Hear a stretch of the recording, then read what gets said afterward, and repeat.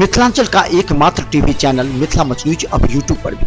आप यूट्यूब पर Mithila much news subscribe कर न्यूज के लिए रहे अपडेट। इसके अलावा पोर्टल पर www.mithilamachnews.com पर भी दिन भर की खबरें ब्रेकिंग के साथ। नमस्कार, मिथिला मच न्यूज में आपका स्वागत है। मैं मनोज और हम बताते लगातार महत्वपूर्ण मुद्दे पर मिथिला मंच न्यूज की बड़ी बहस जारी है। मिथिला मंच न्यूज जब किसी मुद्दे पर बहस करती है तो उसका एक तर्क होता है, एक तात्पर्य होता है, एक उद्देश्य होता है।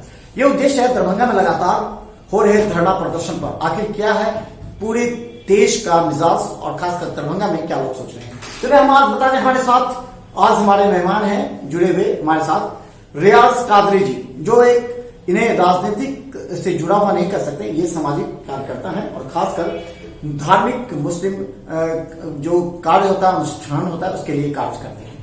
और हम बता दें कि उसमें लगातार इनका महत्वपूर्ण योगदान है। कादरी जी, आपका स्वागत है मिथिला मच न्यूज में।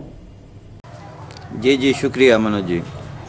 तो चले हमारे साथ रियाज कादरी और आज इनसे हम बड़ी बहस करेंगे, क्योंकि पिछले दिनों जो एक बड़ा विरोध प्रदर्शन निकला था वो अप्रत्याशित था। ऐसा कभी कल्पना भी नहीं कर सकता था कि करीब 50,000 से भी ज्यादा लोग सड़क पर उतरे थे और ये किसी धार्मिक संगठन से नहीं था, बल्कि ये एक CAA एवं NPR जैसे मुद्दे पर विरोध था।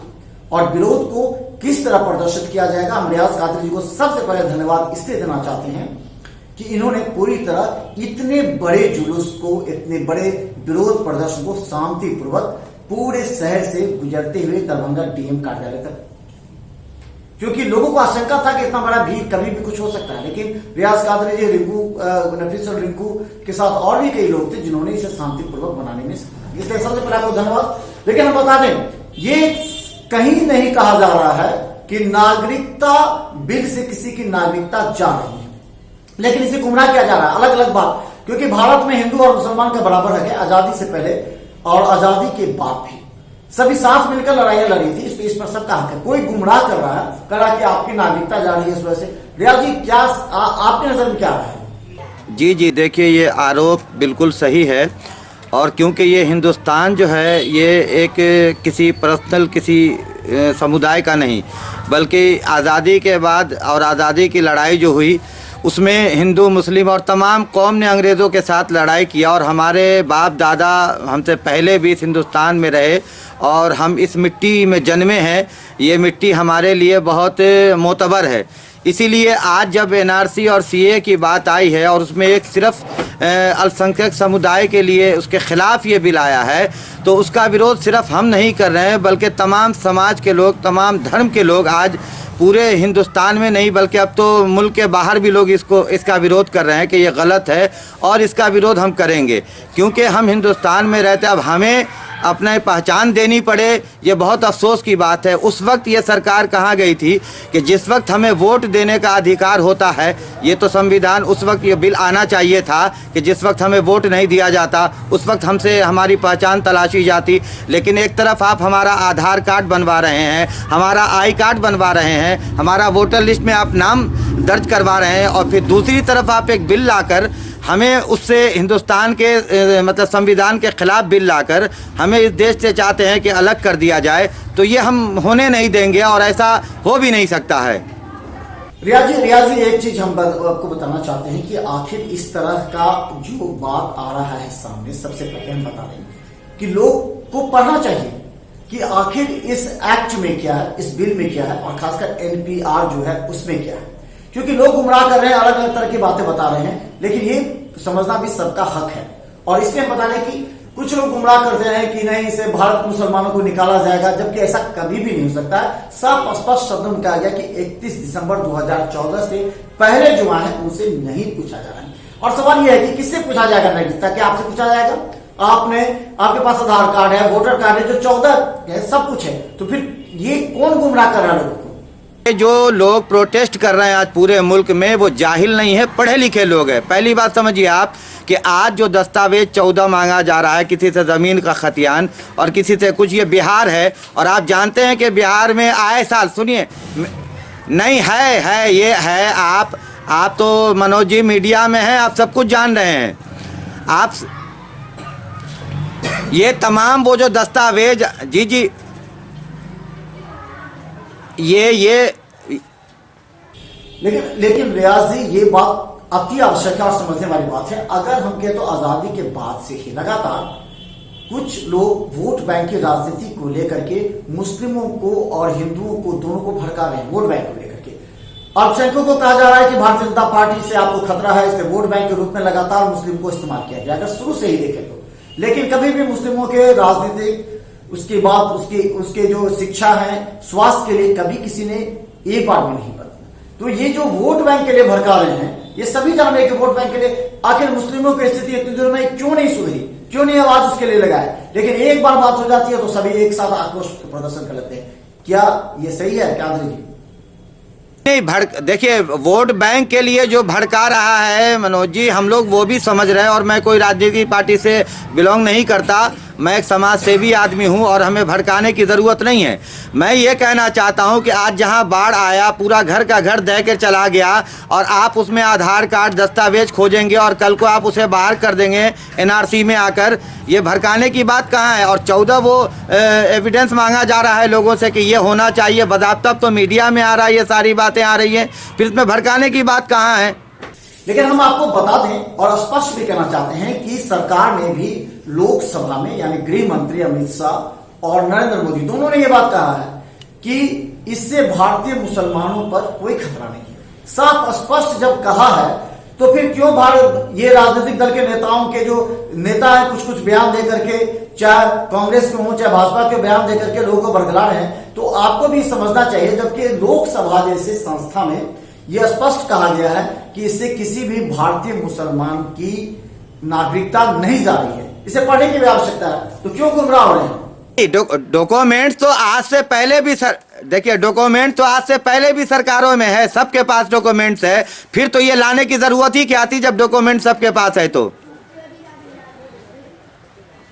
नहीं, एक बात बताइए, ये सरकार अगर इतना एहतजाज होने के बाद भी इस पर गौर नहीं कर रही है, एक सही फैसला अगर नहीं कर रही है, तो वो सरकार समझाए ना, सरकार लिखित में एक बयान दे कि ये, लेकिन ऐसा कुछ भी नहीं है।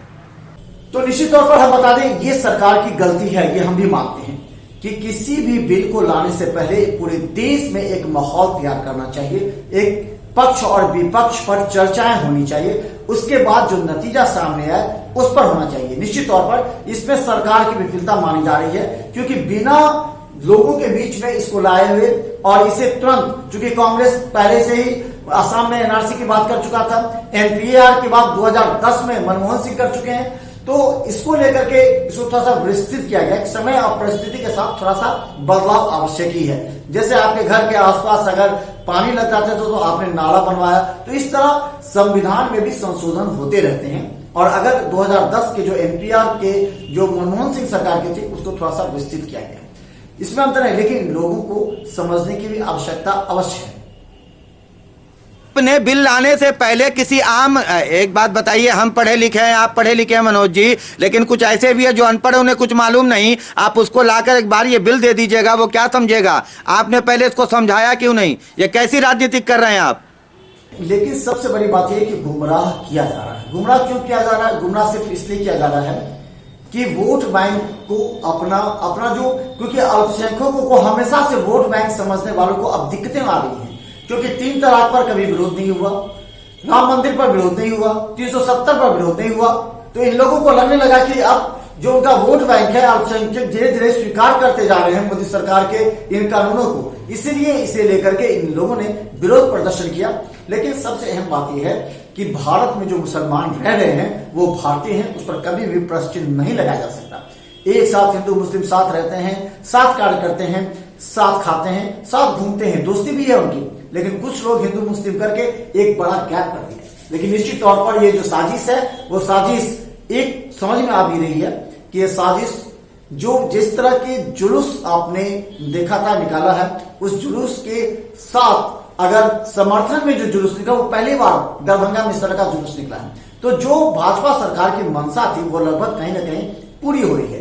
जैसे ही अल्पसंख्यक एकजुट होंगे तो टूटे हुए हिंदू के वोट बैंक भी एक हो सकते हैं। यानी कहें तो कांग्रेस और भारतीय जनता पार्टी दोनों अपनी राजनीतिक बोटी सेक रही है। कादरी जी, पहली बात मनोज जी, हिंदुस्तान हमारा है, हमें पाकिस्तान से कोई मतलब नहीं, या किसी भी देश से हमें कोई मतलब नहीं। आज ये एनआरसी में आपके प्रधानमंत्री या गृह मंत्री ये कहते हैं कि जो बाहर से जिनको भगा दिया गया है उन्हें यहाँ जगह दी जाएगी, और जो यहाँ लोग रह रहे हैं उन्हें, उनके पास अगर कुछ नहीं होगा तो उन्हें यहाँ से भगा दिया जाएगा। मैं क्यों जाऊँ पाकिस्तान, मेरा कोई हिस्सा नहीं है। हमें हिंदुस्तान के लोगों से प्यार है, हिंदुस्तान से प्यार है, वो चाहे हिंदू हो, मुस्लिम हो, सिख हो, ईसाई हो। हम अपने वतन के लिए, हम हिंदू भाइयों के हक के लिए भी लड़ेंगे अगर जहां पर हमें जरूरत होगी। बिल्कुल ऐसी बातें निकल के आ रही हैं, ऐसी बातें निकल के आ रही हैं। बीजेपी के नेता बोल रहे हैं, खुले मंच पर बोल रहे हैं ये बातें। नहीं, निश्चित तौर पर हम मानते हैं कि जो नेता बयानबाजी कर रहे हैं वो किसी न किसी पर नुकसानदेह है। बहुत से नेता को कुछ मालूम भी नहीं है, वो बयानबाजी कर देते हैं जिसका असर पड़ रहा है और पूरे देश में एक माहौल को बिगाड़ा जा रहा है। लोग कह रहे हैं कि विरोध प्रदर्शन का हक भी है और करना भी चाहिए, लेकिन हिंसात्मक रूप से जिस तरह के विरोध प्रदर्शन किए गए और एक बात और, खासकर कांग्रेस शासित राज्यों में कभी भी इस तरह का विरोध प्रदर्शन या हिंसा नहीं हुई, लेकिन भाजपा शासित राज्यों में क्यों हो रही है ये भी सोचने की आवश्यकता है। और हम बता दें कि जिस तरह के विरोध प्रदर्शन हो रहे हैं वो निश्चित तौर पर दुखदायी भी है और इसके लिए सरकार को सोचना चाहिए और सरकार को सबसे पहले इसके लिए एक नया कानून और खासकर लोगों के बीच जाकर इस संदेश देना चाहिए कि नेता अपनी बयानबाजी को रोके। केंद्र सरकार को सोचना था, मोदी जी और अमित शाह को सोचना था कि उनके नेता इस तरह का बयानबाजी क्यों करते हैं। क्या उन्हें इसकी खबर नहीं होती? खुले मंच पर बोला जाता है। तो बता दें हमारे साथ रियाज कादरी जी हैं जो उर्स का और अलग तरीके से इनका कार्य होता है, सामाजिक क्षेत्र में भी कार्य करते हैं, जो मुस्लिम में शिक्षा, चिकित्सा या जो भी सामाजिक संगठन है उनके तरफ से कार्य करते हैं और इनकी एक अपनी अलग छवि है। ये राजनीति नेता नहीं है, लेकिन सबसे अहम बात यह है कि हिंदू मुस्लिम करने वाले को ये बात सोचना होगा कि जो साथ रह चुके हैं हिंदू मुस्लिम में एक दिन, उनको कभी भी यहां से बाहर निकालने की कोई बात हो ही नहीं सकती है। अगर किसी के पास 14 भी आइडेंटिटी ऐसे हैं तो उसे दिखाने में भी कोई हर्ज भी नहीं है और लोग दिखाते भी आए हैं। आप कहीं भी जाते हैं ट्रेन में टिकट कटाने के लिए तो आपको आई कार्ड मांगा जाता है, आपको आधार कार्ड मांगा जाता है, तो इस तरह के आवश्यक जो है वो तो दिखाना ही पड़ेगा और एनपीआर भी एक इसी तरह का संसाधन भी है। मैं कह रहा हूं कि हम लोग देखिए, जो नफरत फैलाएगा इस देश में, वो चाहे मुस्लिम हो या हिंदू हो, वो ओवैसी हो या कोई हो, मैं किसी पार्टी से नहीं, वो गलत करता है। कोई नफरत फैलाने की कोशिश करता है इस मुल्क में तो मैं इसके खिलाफ हूँ, मैं पर्सनली इसके खिलाफ हूँ और मैं ही क्या, सब लोग इसके खिलाफ है। जो इस देश में अमन चैन सुकून आज से नहीं वर्षों से एक रहा है वो रहने दिया जाए। ये केंद्र सरकार को चाहिए कि इस पर आप आवाज़ उठाएं, कदम उठाएं कि जो लोग इस तरह से करते हैं आप उनके खिलाफ कार्रवाई करें। लेकिन कादरी जी, आप ये बात मानते हैं कि मुस्लिम वोट बैंक के लिए बहुत लोग मुस्लिमों को भड़का रहे हैं? अगर जो भड़का रहे हैं उनको ये बात समझना चाहिए कि ये उनकी ही सरकार ने किया था, एनपीआर पहले लागू किया गया था उसको, लेकिन पिछली सरकार में उतना साहस नहीं हो पाया गंभीर मुद्दे को समाधान कर सके। वो पेंडिंग करते रहे ताकि किसी भी तरह इस मुद्दे को हम हमेशा भुनाते रहे। ये राजनीति रही है। तो हिंदू मुस्लिम कर करके कई ऐसे गंभीर जो देश के गंभीर मुद्दे थे उसको भारतीय जनता पार्टी की सरकार ने निदान करने का तो प्रयास अवश्य किया है। तो ऐसे लोगों को संदेश देने की भी आवश्यकता अवश्य। कादरी जी, मनोज जी, समाधान किसी ने नहीं किया। ये मुसलमान कौम सिर्फ एक अल्लाह को मानने वाला है और उसके भरोसे चलता है, चाहे वो कांग्रेस हो या और कोई भी पार्टियां हो या जो अभी बीजेपी हो।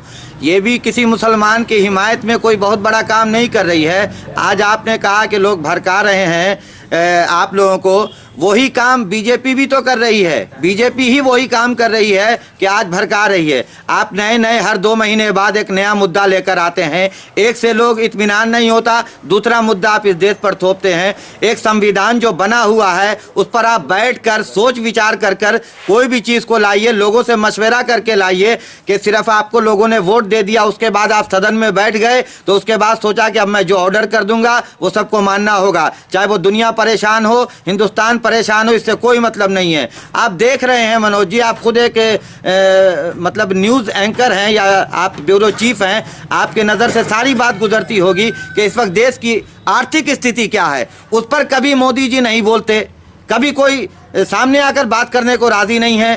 आज पूरे देश में लोग एहतजाज कर रहे हैं, गोलियां खाई हैं, पुलिसों ने डंडे बरसाए हैं गुनाहगारों बेगुनाहों पर, और उसे गुनाहगार ठहराया जा रहा है निहत्थे लोगों को। ये कैसी मतलब हिंदुस्तान की राजनीति हो रही है? ये कौन कर रहा है? विपक्ष तो इतना कमजोर हो चुका है कि उसके पास कुछ है नहीं करने को। आज तो जो कर रहा है, केंद्र में सरकार बैठी वो काम कर रही है। तो धन्यवाद, हमारे साथ जुड़े हुए थे रियाज कादरी जी, जो सामाजिक कार्यकर्ता भी हैं, नेता भी हैं, और शांतिपूर्वक इन्हें हम धन्यवाद इसलिए दे रहे हैं कि जितना बड़ा विरोध प्रदर्शन सीएए के खिलाफ सड़कों पर उतरा था, उसे संयमित करने में इनका महत्वपूर्ण योगदान है। इन्होंने शांतिपूर्वक करीब 8 किलोमीटर तक की दूरी का जो एक जुलूस था, एक सैलाब था, जो विरोध का सैलाब, उसे शांतिपूर्वक ले जाने में सफलता हासिल की। इसके अलावा इन्होंने हर चौक चौराहे पर जो विरोध प्रदर्शन जो जुलूस आ रहे थे, उससे पहले अपने आदमियों के जरिए संविधान बचाओ की जो एक रैली निकल रही थी, उसके लिए अपने कार्यकर्ताओं को हर चौक पर पहले ही तैनात कर दिया था, ताकि किसी भी तरह उपद्रवी तत्व इस भीड़ में शामिल ना हो सके, जिसमें इनको सफलता मिली। तो रियाज जी, आपको इसके लिए बहुत बहुत धन्यवाद। लगातार हम बड़ी बहस में आपको शामिल करते रहेंगे।